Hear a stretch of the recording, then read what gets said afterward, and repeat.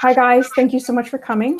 And thank you so much, Shelby, for doing this for us. We are going to learn about maximizing the health and comfort of senior dogs. So go ahead, take it away. All right.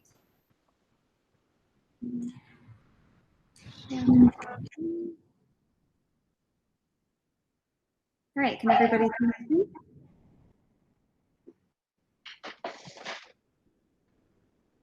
I'll take this one. Yes, hopefully. You can see my screen.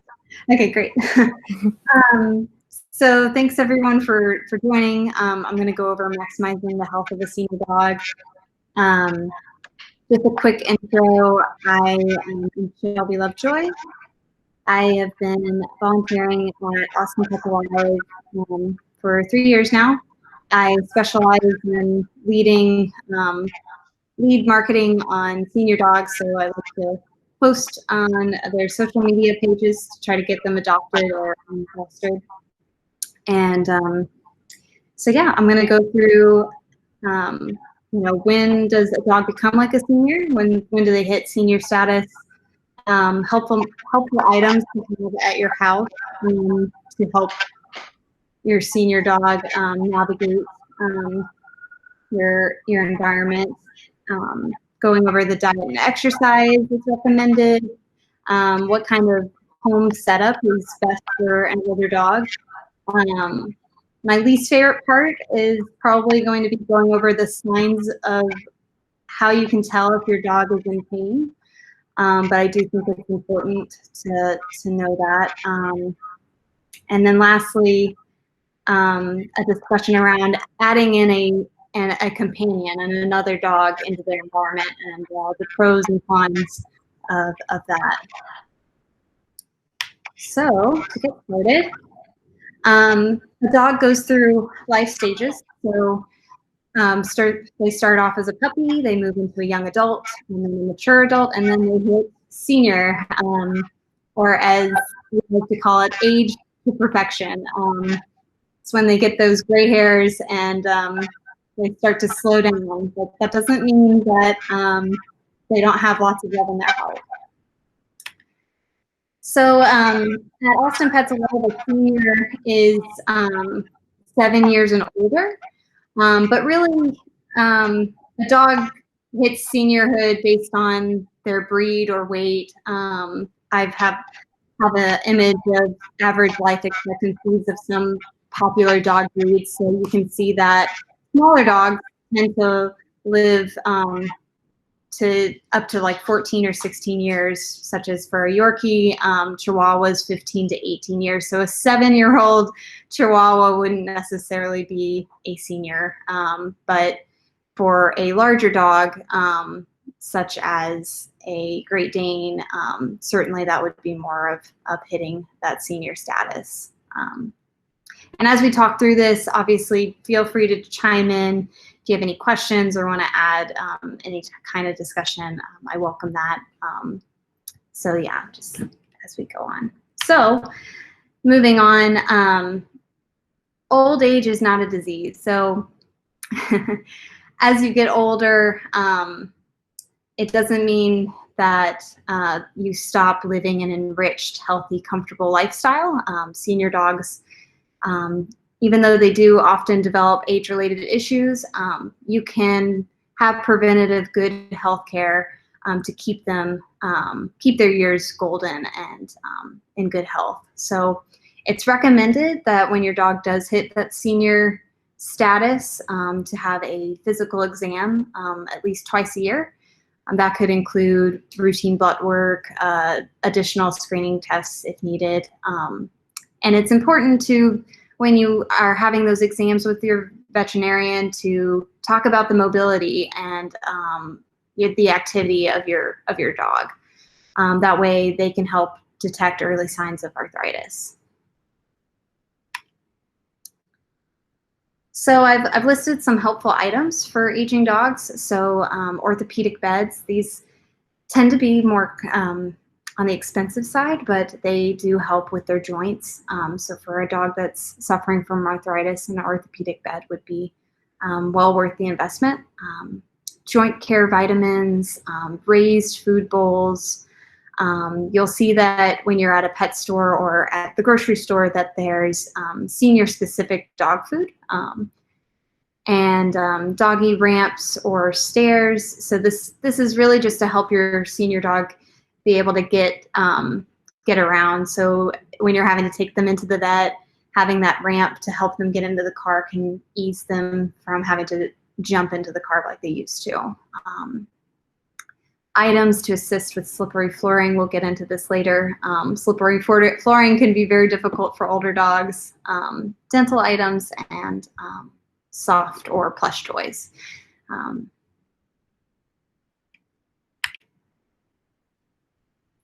A well-balanced diet. So it's very common for seniors to gain weight because their activity is going down and or they could lose weight as their appetite decreases.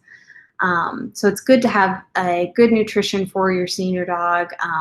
To have that proper diet is crucial to keeping them healthy. So by maintaining a healthy weight, this eases the stress on their aging joints. And it's very common for obesity for dogs as they get older because of the lack of exercise. You may need to switch to a dog food that's designed for seniors. And so you would just want to talk to your veterinarian about your pet's diet and seek out some high quality brands that can be suited to your pet's needs. Shelby, Yeah. Are you presenting a PowerPoint? Yeah, is it? I'm so sorry. It just occurred to me when I saw you tapping. It's not. Maybe try sharing it again. Is it still not sharing? No. So are you able to see my screen or? No, I'm not. Oh, oh shoot. Yeah.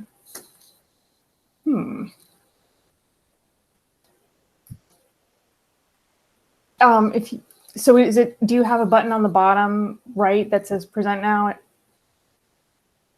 Yeah, I clicked that and I clicked your entire screen. Can you guys see it? No. Maybe try a window. Present now.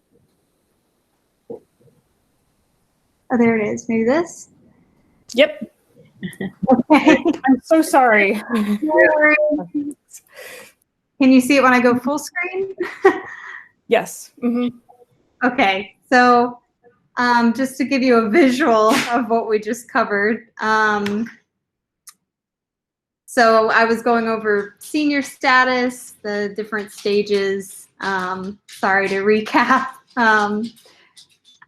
Then from here, I wanted to show the average life expectancy. So you can see from some of the common and popular dog breeds, a Yorkie can live to 14 to 16 years versus a Great Dane 7 to 10. So senior status really just is dependent on the breed and their weight. And so this was where I was talking about it's good to have a physical exam at least twice a year once your dog has hit senior status. And so it's good to talk about the mobility. And so just a visual on the helpful items. So a ramp, a orthopedic bed, hip and joint supplements, a raised dog bowl, things like that.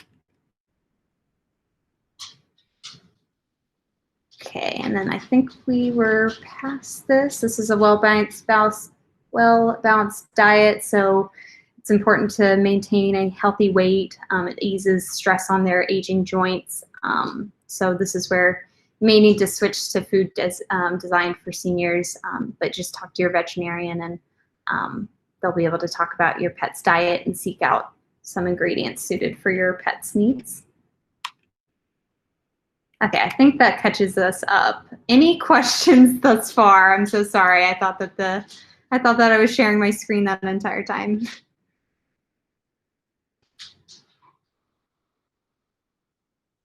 Okay. So slippery floors can be scary. Yeah, for senior dogs, particularly tile and wood floors, they really struggle with getting a grip. Um, so I recommend having ways to accommodate your older dog by having, you know, ramps or there's rubber mats that I've gotten at Home Depot or Lowe's. I've used rubber mats to basically lie on the tile or floor to help navigate so that they can be able to easily move in and out from outside to go to the restroom and so on. So we kind of covered this, a ramp, so being able to put them into a car more easily. You know, previously when they're younger, it's easy for them to just jump into the car. So having a ramp can help them with getting into the car. You could also use non-slip socks. I've used these before. I would say that I haven't had a lot of success. They tend to fall off of my dog's sock. Those socks tend to fall off. So I like doing the rubber mats more so than the socks, but personal preference, whatever works. Blocking off, like going up the stairs is good. Having like a gated designated area for your senior dog is good. And it's good to make sure if they have a designated area that you're not constantly changing by moving the furniture around. You know, their senses are not as good as they used to be, so they are used to their routine. So keeping that up is helpful. And that last image is just putting out some mats to help them navigate those slippery floors.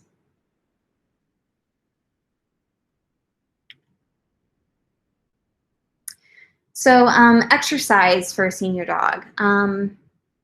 So it's always good to maintain an exercise schedule, but it's reduced. So remember, the key thing to remember here is that the walk is for your dog, not necessarily you. So let them guide you on how much they can take, and if you're concerned that they're going to get overheated or tired, that you should lessen the walk to just 15 minutes. It's recommended to aim around 1 to 2 15 to 30-minute walks per day, but it's all dependent on your dog's mobility and energy levels. So if your dog wants to slow down and sniff and rest for a minute, let him. Just be on the watch out for those warning signs if your dog is struggling. So that includes excessive panting, drooling, coughing, and you never want to force your dog to keep up with you. As many people on this call probably know, a dog will push through the pain and exhaustion be by your side. They want to please you, and so it's good to, as they're older, to just let them lead the way of how far they can go.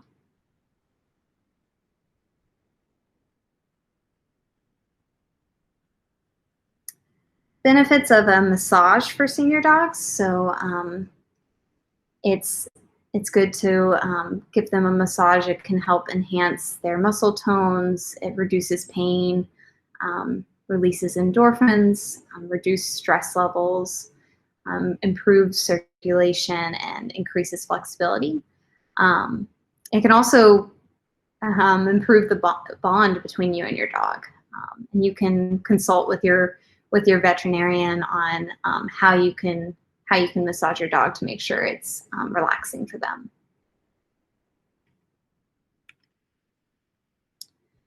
So my least favorite part, but I do feel like it's important for everyone to know the signs of whether your dog is in pain, and this is where I'll kind of open it up as more of a discussion. Can anyone on here share what they think is a sign that your dog is in pain? Any guesses? Like not liking touching certain areas, like on their hips or something? Yeah, being sensitive to touch, definitely. think that I had our vet one time mentioned that if they're walking consistently with their head kind of lower, that was an indication that they might have back or neck pain. Like instead of walking with their head up, they're kind of. Yeah, having their head down and instead of up, so seeing a difference in how their normal activity is, so being less active, it's a sign.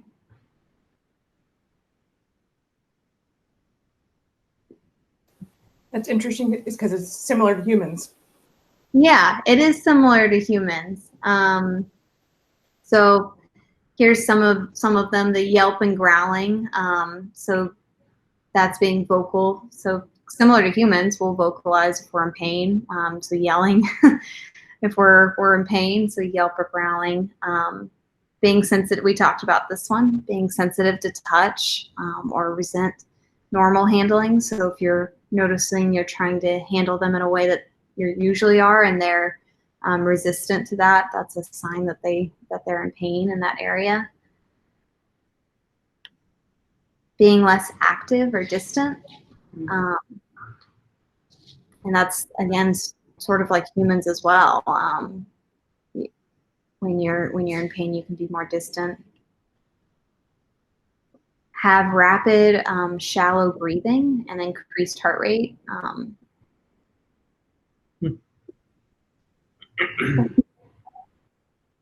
Sorry, what was that? Oh, nothing. Oh, okay, sorry. I thought somebody was chiming in. Become depressed or stop eating. That's a big indicator. Eating and drinking is a normal activity, and anything that's kind of out of normalcy of their day to day. And then of course limping.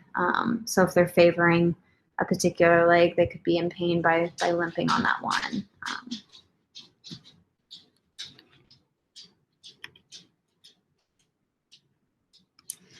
Adding a companion. So this is a bit tricky when it comes to a senior dog. There's a very mixed opinions out there. And I think it's because it all comes down to pairing it right with your senior dog. From my own personal experience, I can say that I've seen a really good success story when it comes to partnering a elderly dog with a puppy, which brings out positives and benefits for both sides, even though they're on two separate spectrums. So in this picture is my parents' dogs. Chesney is the older dog, and she was 11 years old and really struggling with arthritis, had trouble with her back legs, very difficult with her mobility, and we were concerned that it was getting near the time to say goodbye to her. And my parents decided to adopt a puppy. And it really was in a way a miracle. It brought Chesney, the older dog, to be more mobile. They were playing. Obviously, you don't want to overdo it, so it was, we call it old lady playing. She'd be laying on the ground and playing with her, but it kept her more active than she was before, and it brought in some companionship and some love that really was blossomed. And she was 11 when she was struggling, and she actually made it to 14, which was surprising to all of us. And then there's pros for the puppy because they learn to be a little more mellow early on by mirroring their counterpart.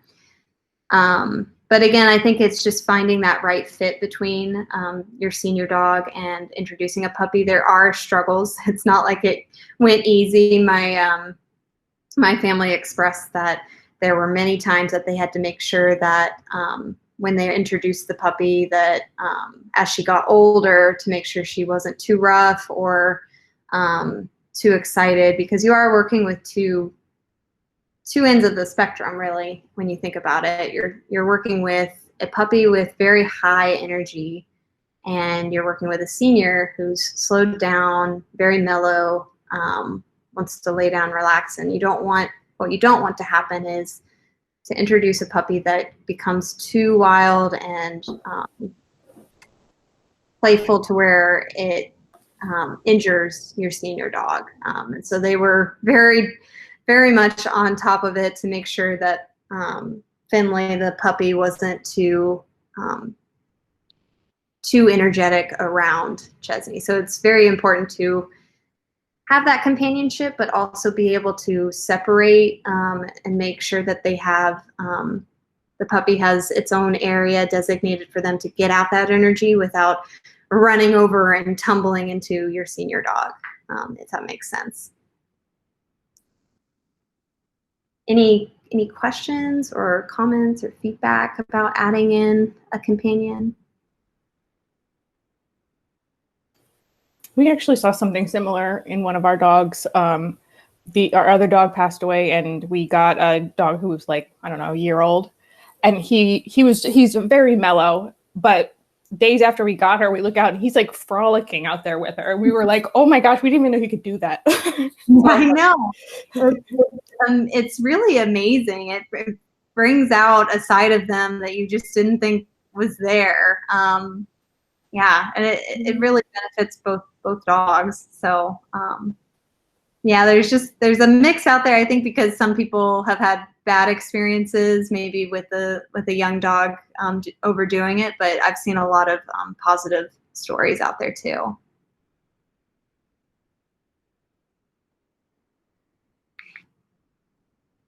So that's adding a companion.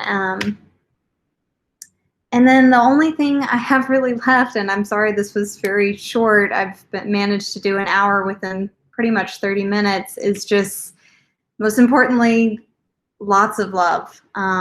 Giving your senior dog lots of love, acknowledging them. They just want to love on you and just be by your side. Any questions, comments, anything? I have a question. When you have a senior dog foster, do you give them any like supplements or anything like fish oil or anything? Yeah, I would give them the joint and hip supplement. Oh, awesome. That's what I would give, yeah. Mm-hmm. Oh, if I may, I have a suggestion there as well. Yeah, go ahead. Hey, I'm Greg. So a friend of mine has been works almost exclusively with horses. She's been a vet for probably 20 years. And as soon as she found out that I was a lover of German Shepherds, she suggested strongly. Actually, she didn't suggest. She demanded that I start using Lubrasyn. It's like Lubrisyn. And she's like, it's the end all be all of hip and joint. She basically said it's like you're relubricating joints. So as the bone tissue is breaking down, she said there's some studies that even suggest that it actually starts to build it back up, as opposed to just keeping it, maintained from breaking down. But she works, like I said, she works mostly with horses. So she's that's obviously that's what she deals with. So yeah, thank you. She swears by it. Yeah, absolutely. And one other thing, since we're on that subject, I wanted to let you guys know, if you know the Habitat Restore, for Habitat for Humanity, there's one in South Austin on like First Street and 290 West. They have those like anti-fatigue mats, the gel anti-fatigue mats. They're like, some of them are blemished and stuff, but they're like $8 per. I think they're about like 3.5 feet by maybe 24 inches, something like that. And so I bought a bunch of them for my dog, not a foster, but my actual dog, because she's got hip dysplasia and some other things.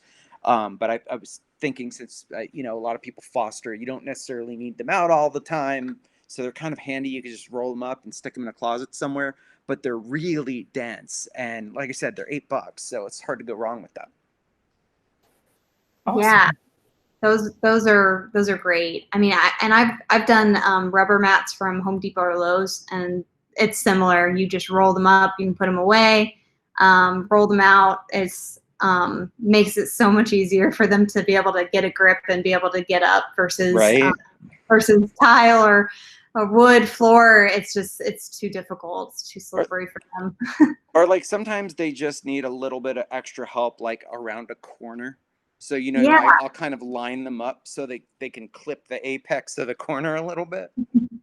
Yeah, exactly. They also have there's some harnesses that are specifically made so that you can help them up if they're really struggling and they can't get up on their own. I haven't bought one of those before, but there's a bunch of them where they go around their waist and you can help them up. It's sort of like turning your dog into a suitcase of sort. Basically, yeah.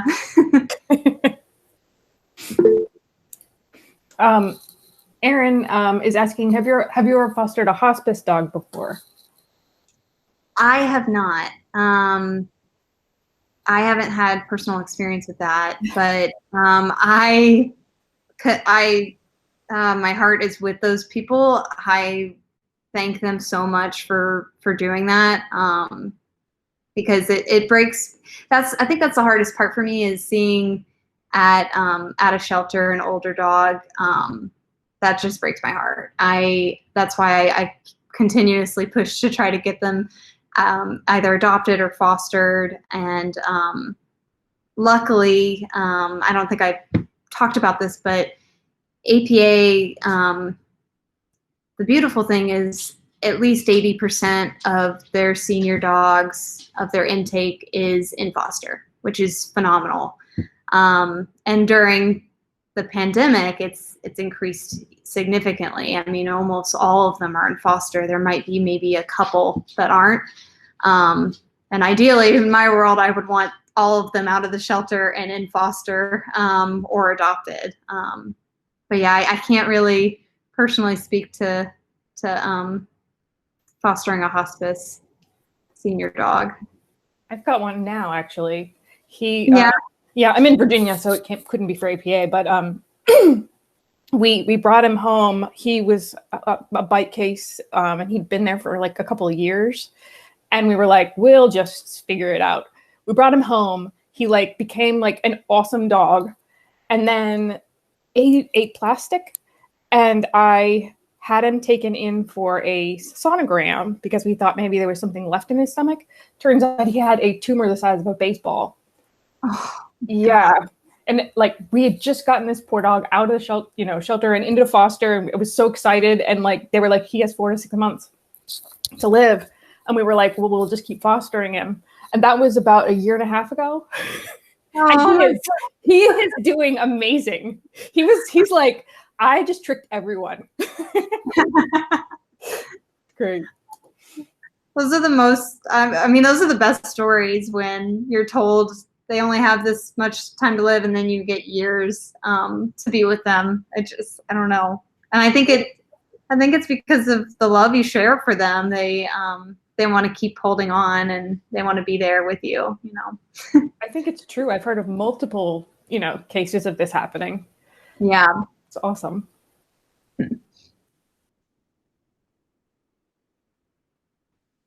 I have a question. So we had 2 older dogs. We have now 1. And so the one who passed away was kind of more the more energetic, he was a terrier, so he's always interested in something. And since he's been gone, the one that's remaining is just slowed down so much. It's like kind of the opposite of the puppy story, Yeah. And I do think she has some pain, which we'll look into, but I don't know if there's any conversation you want to have around that idea, but. Yeah. I mean, so you're saying they used to have a buddy, right? Like, yeah. And they were both older, but yeah, the one has passed away. Yeah. I think it's very common. I've seen it multiple times that when they're living with another dog and that dog passes, they become depressed, and they could become less active. And I think it's just loving on them, giving them extra attention, and then it's up to you whether you want to explore adding another companion.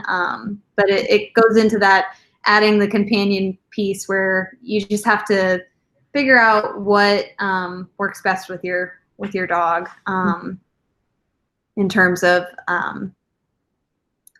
compatibility. Yeah. Totally, because if it's the right dog, it could be really helpful for your dog. Yeah. If not, it won't help. Yeah. Yeah, exactly. I mean, that's where it's just tricky, because if you introduce a dog that they don't match well together, or could do more damage to your senior dog by being too rambunctious and running into him or her and causing more damage, that's where it gets tricky. But again, it can work. You just have to, at the beginning, work at basically making sure that they don't collide, and like being able to tell the other dog, okay, you need to be, have less energy around the senior, because we don't want to run into him and cause more damage. Totally. Or foster a senior. Yes. There you go. Yeah. Well, and through this process, we kind of knew, we had glimpses that her hearing was not real good, but without the other dog here, it's become very apparent. And she doesn't realize when we walk in a room, but he would always alert her. She would see him react, I think. So it's been interesting. Yeah. Or would the other dog maybe get up and move, and then and smell that they've left? Yeah. Exactly. Yeah. So, and actually signed up for that's what prompted me to sign up to foster. And then we were going to be, I don't know, our schedule was busy. And so I thought, well, we'll do Dog and Dash. But then I became concerned about bringing, different dogs in. And because she's older, that it might, like the health, there might be some concern about her health. I think a lot of the Dog and Dash ones are probably just kind of new there, and there's not a lot of history, but I don't know. Right. Yeah, they're like having to learn about them. Yeah. So. Yeah. I mean, I always am on the favor of adding a companion, just because I have seen some beautiful stories come out of it, but it is a tricky situation, because you have to make sure that they mesh well. Yeah. Well, there were 4, and now we're down to 1. So she's not used to being alone. That's for sure. Oh yeah, that's a full house. Yeah, so that's used to having her whole pack. Yeah. Anyway. All right. Well, you've given us some great things to think about, so that's nice. Of course. Yeah, and there's plenty of items that you can get. You can gate. I talked about the mats, but you could also gate them off to a certain section so that they're used to their routine of their designated area. That also can be helpful, especially because you were talking about for your situation that their hearing, right, is. So I don't know if they might also struggle with sight, but having that routine of where their area is, if you're changing their environment, they could struggle with that. Yeah. Yeah.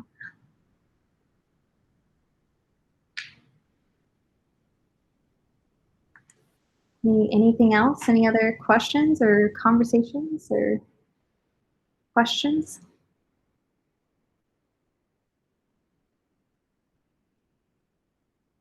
But yeah, lots of love. Love on those dogs. They got their gray hairs. All they want is to be loved. And unfortunately, there's no book on whether your dog is going to have a certain illness. It's all dependent on the breed and just their lifestyle, unfortunately. And some things you just are out of our control. And all you can do is just be there for them and love them. Well, thank you so much, Shelby. That was really, really good. And we really appreciate your being here and Yeah, thank you. doing this for us. Thanks so much.